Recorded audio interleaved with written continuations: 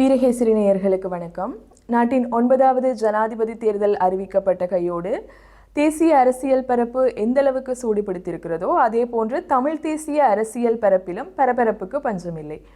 இம்முறை ஜனாதிபதி தேர்தலில் எந்த வேட்பாளரை ஆதரிப்பது என்பது குறித்து பல்வேறு குளறுபடிகளும் குழப்பங்களும் நிலவுகின்ற ஒரு பின்னணியில் இன்று நம்மோடு இவை பற்றிய விளக்கங்களை பகிர்ந்து கொள்வதற்காக இணைந்திருக்கிறார் இலங்கை தமிழரசு கட்சியினுடைய பாராளுமன்ற உறுப்பினரும் மூத்த அரசியல்வாதியுமான சிவஞானம் ஸ்ரீதரன் அவர்கள். வணக்கம் ஐயா. வணக்கம் தனுஷா, வீரகேசரி நேயர்களே, எல்லோருக்கும் என்னுடைய வணக்கம். சரி, நாங்கள் நேரடியாக முதலாவது கேள்விக்குள் நுழையலாம் ஐயா. ஏனென்றால் இலங்கை தமிழரசு கட்சி என்பது தமிழர்களை பிரதிநிதித்துவப்படுத்துகின்ற ஒரு பாரம்பரியமான பழமை வாய்ந்த ஒரு தேசிய கட்சி. ஆனால் இம்முறை ஜனாதிபதி தேர்தல் அறிவிக்கப்பட்டதன் பிற்பாடு எந்த வேட்பாளரை ஆதரிப்பது என்பது தொடர்பில் பல்வேறு குழப்பங்கள் நிலவுவது போல் தெரிகிறது இந்த கட்சிக்குள். ஆக இந்த தமிழரசு கட்சிக்குள் என்னதான் நடக்கிறது இந்த ஜனாதிபதி தேர்தல் அறிவிக்கப்பட்டதன் பின்னர்? தமிழரசு கட்சி என்பது உச்சமான ஜனநாயகத்தன்மை கொண்ட ஒரு கட்சி. உங்களுக்கு தெரியும், தமிழரசு கட்சியினுடைய மத்திய செயற்குழுவில் இருக்கிறவரே கட்சிக்கு எதிராக வழக்கு போட்டுவிட்டு அவர் கட்சியின் கூட்டங்களில் பங்கு பெற்றுக் கொண்டிருக்கிறார். இது நான் நினைக்கிறேன், இலங்கையினுடைய கட்சி வரலாறுகளில் இவ்வாறு கட்சிக்கு எதிராகவே வழக்கு போட்டு கட்சியை முடக்கி வைத்துக் கொண்டு கட்சியினுடைய மத்திய செயற்குழு உறுப்பினர் கட்சியிலே பங்கு பெற்றுகிறார் என்றால் அது கட்சியினுடைய ஜனநாயகத்தின் உச்சமான கடைசி பக்கமாகவே நாங்கள் பார்க்க வேண்டும். அதே போலதான் கட்சியிலே நாங்கள் எடுத்த கடந்த கால முடிவுகள் தவறாகவும் பிழையாகவும் அமைந்ததனால் மக்கள் விரக்தி அடைந்திருக்கிறார்கள். மக்கள் எங்கள் மீது கோபம் கொண்டிருக்கிறார்கள். அந்த விரக்தியும் கோபம் இன்று மக்களை ஒரு புதிய தெரிவுக்கு தள்ளி இருக்கிறது. அந்த புதிய தெரிவினுடைய ஒரு பிரசம் அமுக்கம் தான் தமிழ் பொது வேட்பாளர் என்ற ஒரு வடிகாலை திறந்து விட்டிருக்கு. ஆகவே இந்த வடிகாலில் இருந்து தமிழ் மக்கள் தங்களுடைய எண்ணங்களையும் உணர்வுகளையும் தங்களுக்கான எதிர்கால கனவுகளையும் நிறைவேற்றுவதற்கான ஒரு பாதையாக அதனை தெரிவு செய்கிறார்கள். அவ்வாறு அவர்கள் எடுத்திருக்கிற முடிவுக்கு எதிராக தமிழரசு கட்சி தன்னிச்சையாக முடிவுகளை எடுத்தால் அது தமிழரசு கட்சியினுடைய உள்ளக மோதல்களை மட்டுமல்ல, தமிழ் மக்களையும் அந்நியப்படுத்துகின்ற கட்சிகள் இருந்து அந்நியப்படுத்துகின்ற செயற்பாடுகளை அதிகரித்திருக்கிறது. அதனால்தான் தமிழரசு கட்சியில் நேர்மையாக சிந்திக்கக்கூடிய மக்களுடைய உண்மையான எண்ணங்களோடு சிந்திக்கக்கூடியவர்கள் இப்பொழுது தமிழ் பொது வேட்பாளருடைய பக்கமே தங்களுடைய செயற்பாடுகளை முன்னெடுத்து வருகிறார்கள். அந்த முன்னெடுப்பு நான் நினைக்கிறேன் யதார்த்தபூர்வமானதும் காலத்துக்கேற்ற ஒரு மிக பொருத்தமான விடயமாகவும் அமைந்திருக்கிறது என்பதுதான் உண்மை.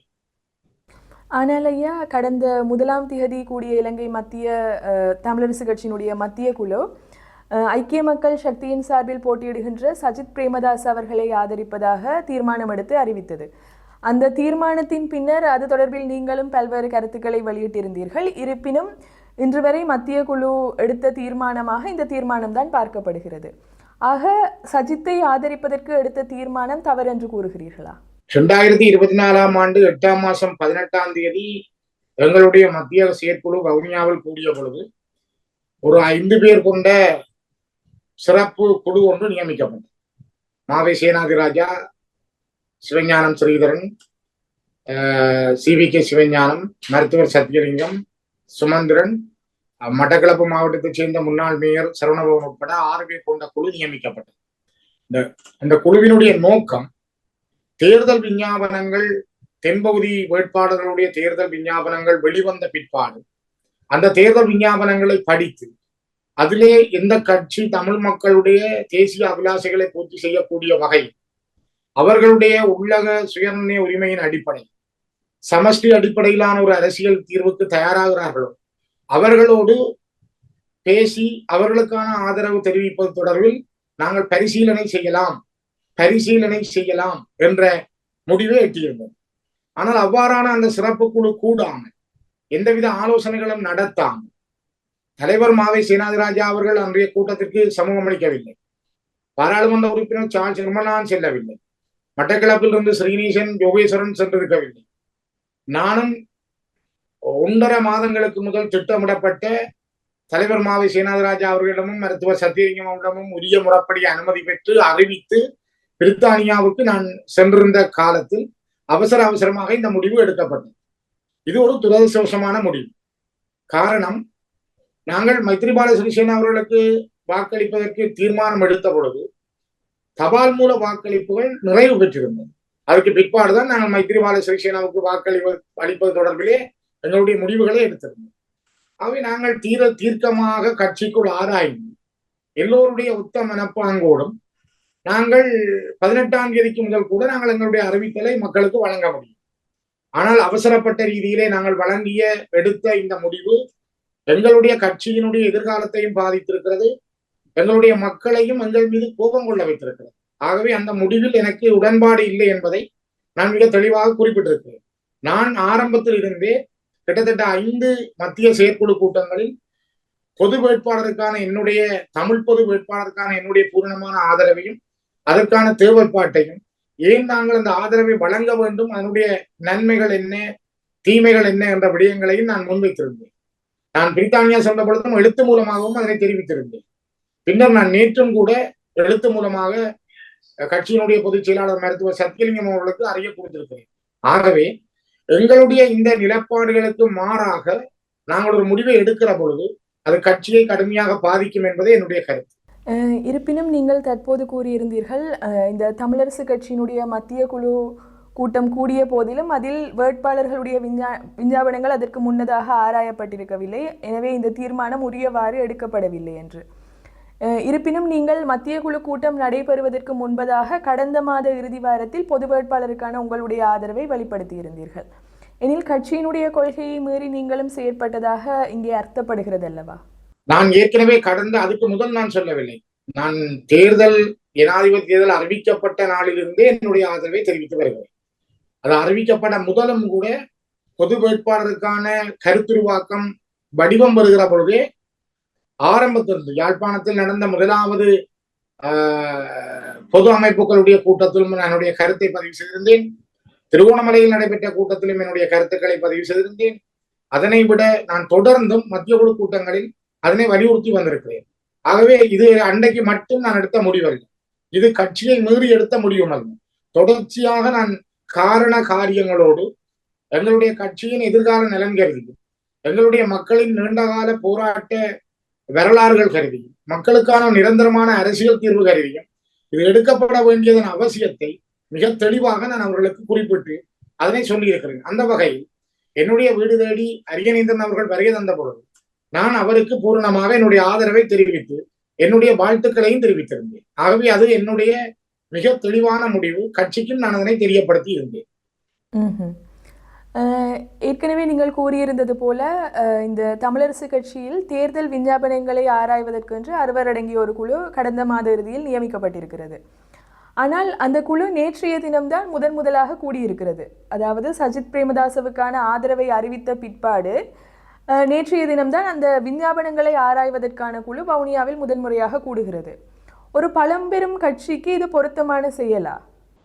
நான் இதை கட்சியில விட்ட தவறாகத்தான் நான் கருதுகிறேன். நான் நேற்றைய தினம் கூடிய பொழுதும் நான் கட்சியிலே சொன்னேன், நாங்கள் இந்த கூட்டத்தை கூட முதல் நீங்கள் அவசரப்பட்டு இப்படி ஒரு முடிவெடுத்தது பிழை என்று. ஆனால் அவர்கள் அதில் சில கருத்துக்களை சொன்னார்கள், காலங்காணாது, அதனால்தான் தாங்கள் அவ்வாறு ஒரு முடிவை எடுக்க வேண்டி வந்ததாக.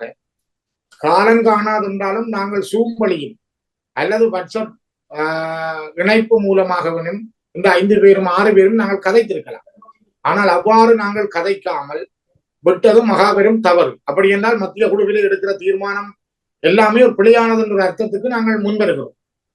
ஆகவே நான் அதனை நேற்று நானும் வலியுறுத்தி இருந்தேன். நாங்கள் அந்த அவ்வாறான முடிவு எடுக்கப்பட்டது தவறு என்பதை நான் மீண்டும் சுட்டிக்காட்டியிருக்கிறேன்.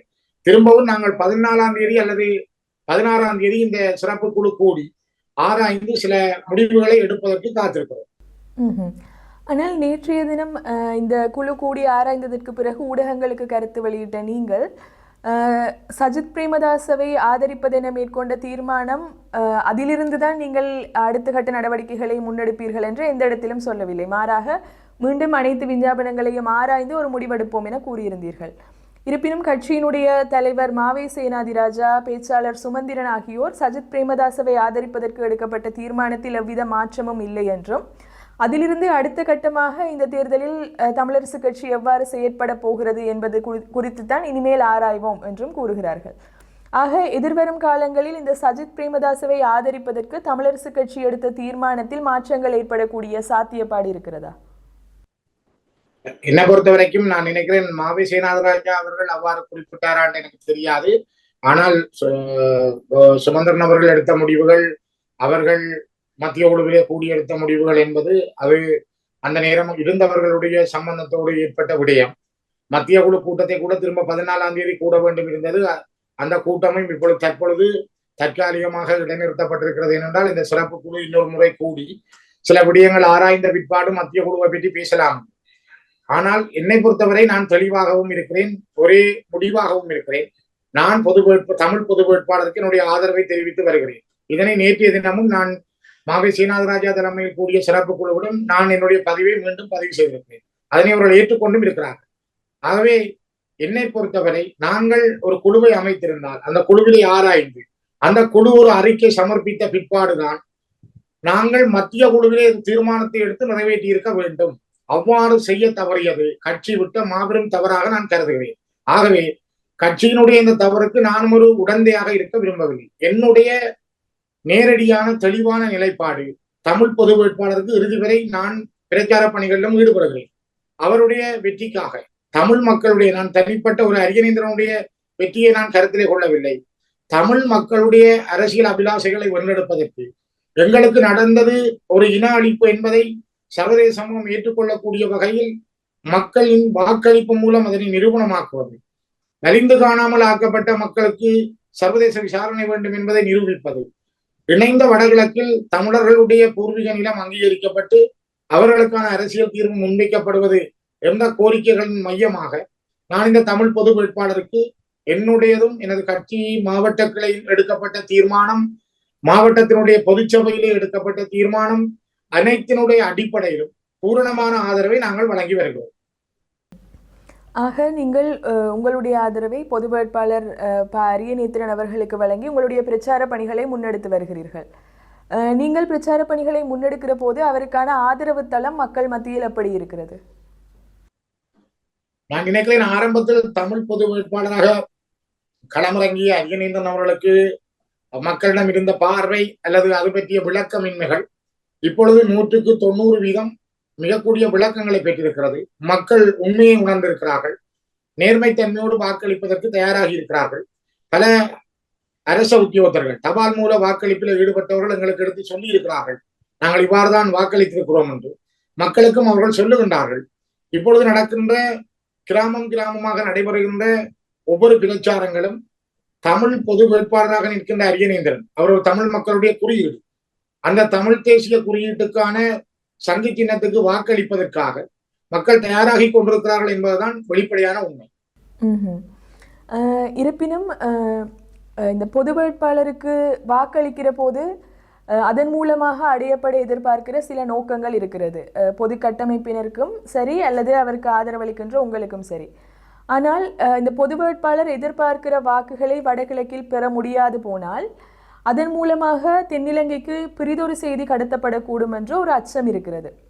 இந்த பொது வேட்பாளர் ஊடாக வலியுறுத்தப்படுகின்ற இணைந்த வடகிழக்கில் சுயநிர்ணய அடிப்படையிலான ஒரு தீர்வு என்பது மக்களாலேயே நிராகரிக்கப்பட்டு விட்டது என்கிற ஒரு செய்தி கடத்தக்கூடிய அச்சப்பாடு உள்ளது. இது பற்றி பொது கட்டமைப்பினர் தாம் பிறகுதான் கூறுவோம், குறிப்பாக அரியநேத்திரன் கூறுகிறார் அந்த பாதக விளைவுகளை பற்றி தாம் பிறகு கூறுவோம் என்று. இருப்பினும் ஒரு மூத்த அரசியல்வாதியான நீங்கள் அந்த பாதக விளைவுகளை பற்றி சிந்திக்காமல் இருக்க வாய்ப்பில்லை. அது பற்றி உங்களுடைய நிலைப்பாடு என்னவாக இருக்கிறது? பொது கட்டமைப்பினூடாக தமிழ் மக்களுடைய பொது வேட்பாளராக களமிறங்கி இருக்கின்ற அரியநேந்திரன் அவர்கள் அவ்வாறு ஆக குறைந்த ஒரு வாக்குகளை பெறுகிற வாய்ப்புகள் எதுவும் நடைபெறாது.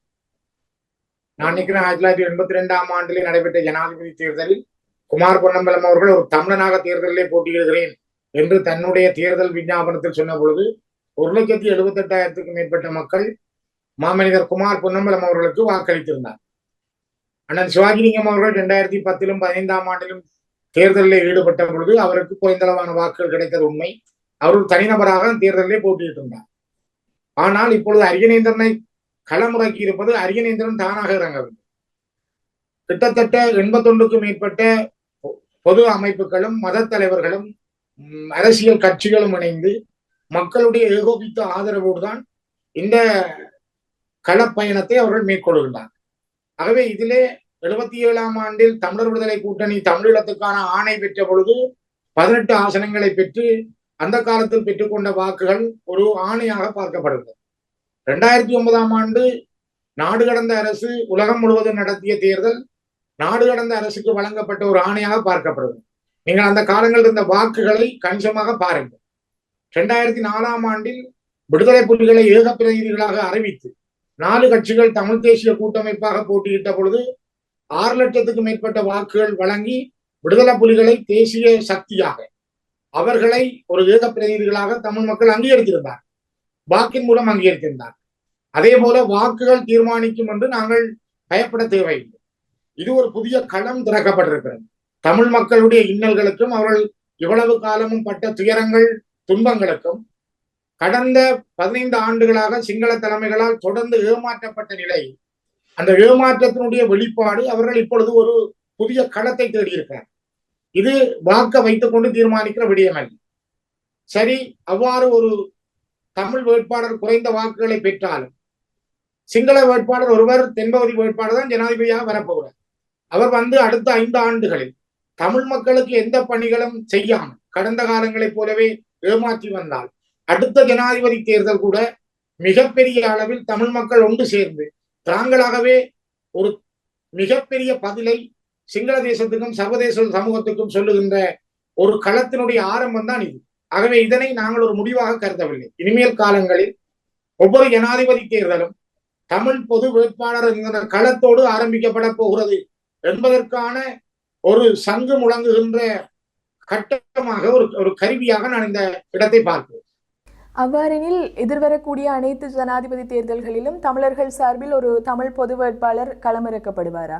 அதற்கான வாய்ப்புகள் அதிகமாக இருக்கிறது. இந்த நாட்டிலே தமிழர்களுடைய தேசிய அபிலாஷைகள் நிறைவு செய்யப்படாவிட்டால் அவர்களுக்கான அரசியல் தீர்வு கௌரவமான முறையில் நீடித்து நிலைக்கக்கூடிய வகையில் சமஷ்டி அடிப்படை அந்த அரசியல் தீர்வு முன்வைக்கப்படாவிட்டால் தொடர்ந்தும் இதே மாதிரியான ஜனாதிபதி தேர்தல்களில் ஒரு பொது வேட்பாளருக்கான களம் இப்பொழுதே ஆரம்பிக்கப்பட்டிருக்கிறது.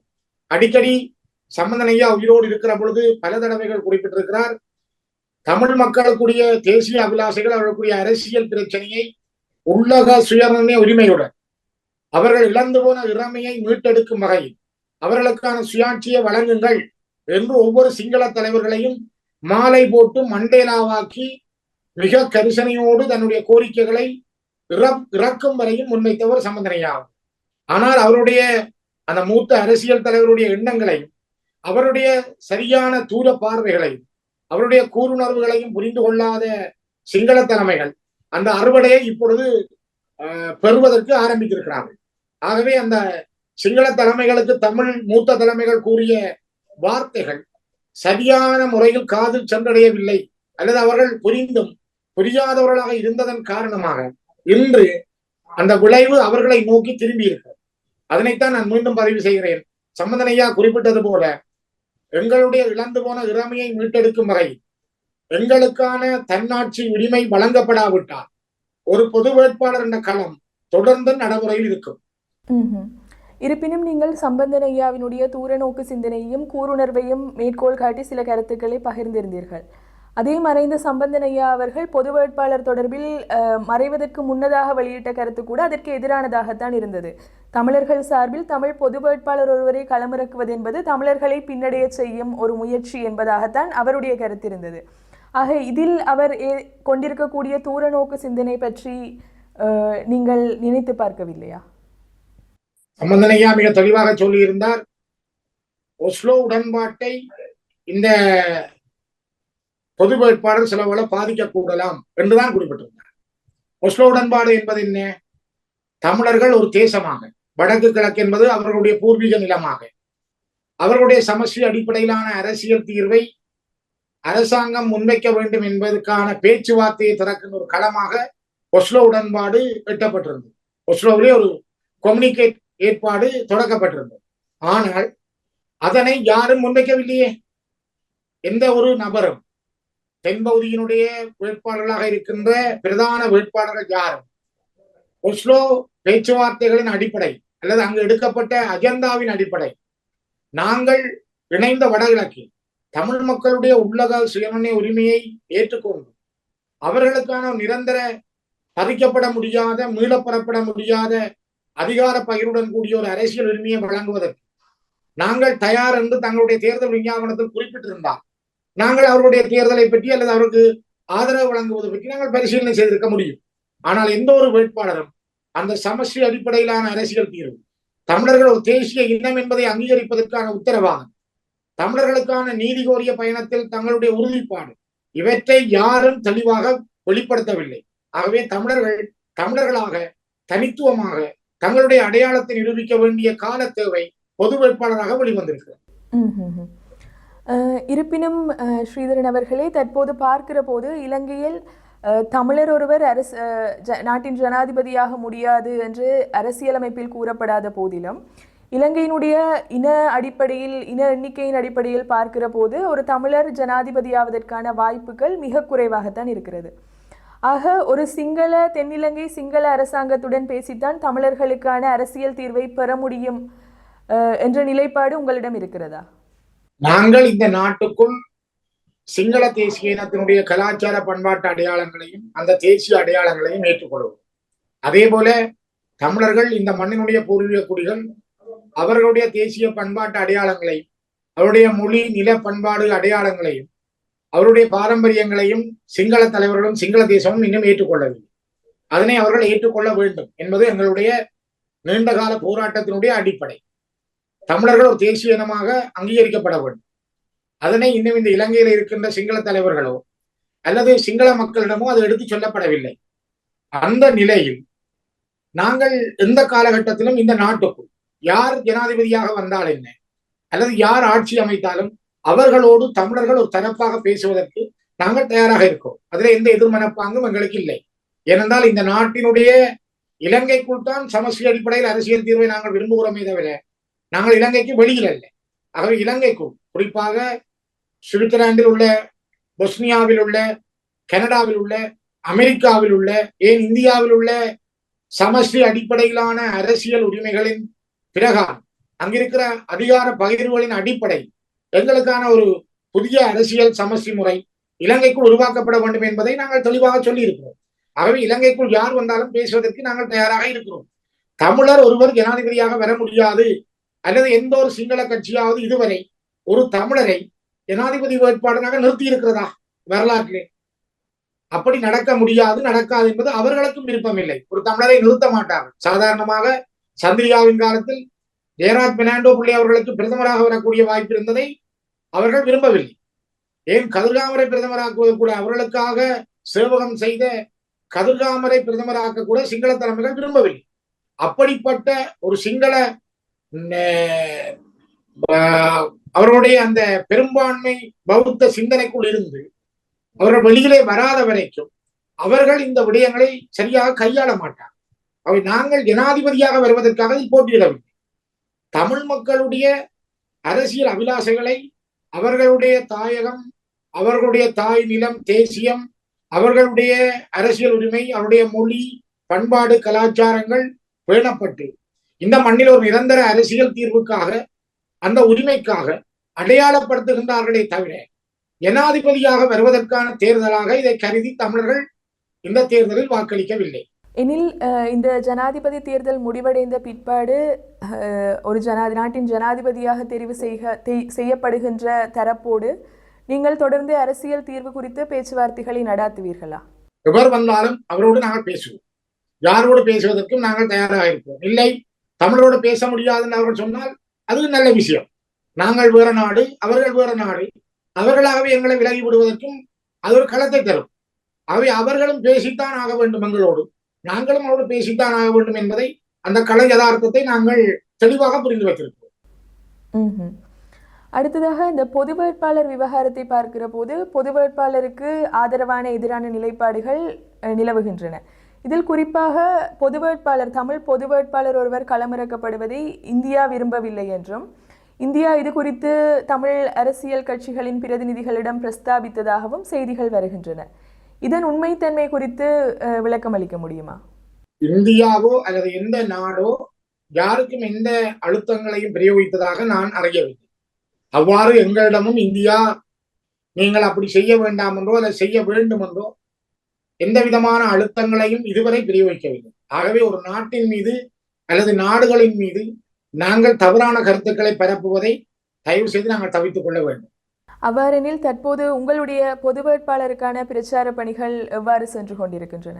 தெளிவாகவும் இதய சுத்தியோடும் நான் என்னுடையதும் எங்களுடைய மாவட்ட மக்களுடைய விருப்பின் அடிப்படையும் எங்களோட மாவட்ட கிளை மற்றும் மாவட்ட பொதுச்சபையினுடைய அங்கீகாரத்தோடும் நாங்கள் எல்லோரும், நான் மட்டுமல்ல நாங்கள் எல்லோரும் இணைந்து கிளிநொச்சி மாவட்டத்தில் ஏனைய மாவட்டங்களிலும் தமிழ் பொது வேட்பாளருக்கான ஆதரவுக்காக, தமிழ் மக்களுடைய அரசியல் அபிலாஷைகளை வென்றெடுப்பதற்காக முழுமையாக நாங்கள் எங்களுடைய பிரச்சார பணிகளை முன்னெடுத்திருக்கிறோம். அதனை இறுதி வரை நாங்கள் மேற்கொள்வோம்.